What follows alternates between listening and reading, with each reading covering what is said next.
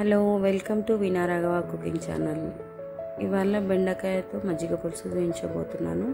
ముందుగా బెండకాయలని ఒక అంగుళం పొడవునా కట్ చేసుకోవాలి. కొంచెం పచ్చికాయలు, కొబ్బరి, 1 ఇంచు అల్లాన్ని తీసుకొని వాటిని పేస్ట్గా చేసుకొని పక్కన ఉంచుకోవాలి. మగ్గుతున్న ఆయిల్లో కొంచెం ఆవాలు, జీలకర్ర వేసి, ఆనియన్ వేసి, ఇలా బెండకాయలను వేసి మూత ఉంచి ఒక 5 to 10 minutes మగ్గనివ్వాలి. అప్పుడు కొంచెం సాల్ట్, కొంచెం పసుపు యాడ్ చేసి వాటిని మూత పెట్టి మగ్గనివ్వాలి. ముందుగా మిక్సీ వేసుకున్న కొబ్బరి, పచ్చికారం దాని లోపలికి 1 టీ స్పూన్ శనగపిండిని యాడ్ చేసి మజ్జిగను వేసి ఇలా మెత్తగా పేస్ట్లా చేసుకోవాలి.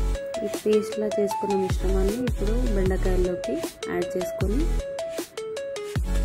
మజ్జిగను యాడ్ చేసుకోవాలి. దీన్ని ఎక్కువసేపు మరిగించవద్దు, మరిగిస్తే మజ్జిగ విరిగిపోయే ఛాన్సెస్ ఉంటాయి. కాబట్టి ఒక్క పొంగు వచ్చేంత వరకే మరిగించి ఫైనల్లీ కొత్తిమీరను యాడ్ చేసుకోవాలి. వేడివేడి అన్నంలో తింటే చాలా బాగుంటుంది. Thank you for watching my channel. Please do subscribe, share with your friends and family.